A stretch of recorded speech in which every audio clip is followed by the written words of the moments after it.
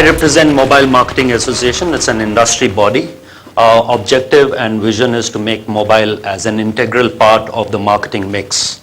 And we build guidelines, best practices, code of conduct to help reduce the friction in the industry and to promote the industry so that mobile becomes a key factor for media and as a media going forward. What I am here to discuss today is the importance of mobile as a media. What I'm going to discuss is the noticeable changes I feel that's happening in the marketplace, why mobile as a channel is being used, and why it should be considered as an integral part of any strategy or marketing plan for advertisers and brands like you guys in the room. I trust there are a few brands in the room. Can I have a show of hands? How many brands in the room? Okay, great. Our objective is really to promote the cause for mobile as an industry, the cause for mobile as a media, and to educate the consumers and the industry at large to help reduce the friction. But also, it also means that mobile as a media is being considered not only by advertisers but the industry, the media industry at large, and is compared to whatever we know of traditional marketing and the medias that are used in the past. Mobile, as we know today, is already bigger than PC in a market like India and in some of the other developing markets.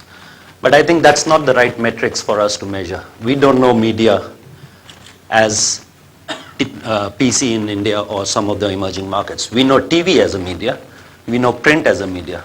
And while I was doing some research on this particular presentation, I realized there was an interesting quote by Group M in India saying, there are more households which have mobile penetration than TV in India and most of the developing markets. As a traditional marketer, as a brand, when somebody asks us what is a media, we talk about TV, print, outdoor. We don't really talk about internet as a media today. We definitely don't talk about mobile. But the things are changing. The landscape is changing. And I believe that landscape is the future for all advertising and marketing. The change in that landscape is the future for all advertising and marketing as we move forward. So let me start with a thought experiment. If you are an advertiser, ask yourself, what would be an ideal medium?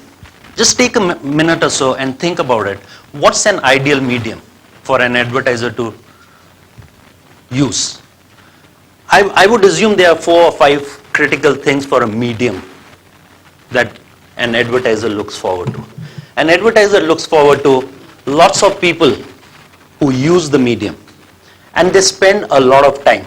That's one of the criterias to look for a valid medium, to look for a medium which they can actively use and propagate and effectively design their campaigns and strategies around.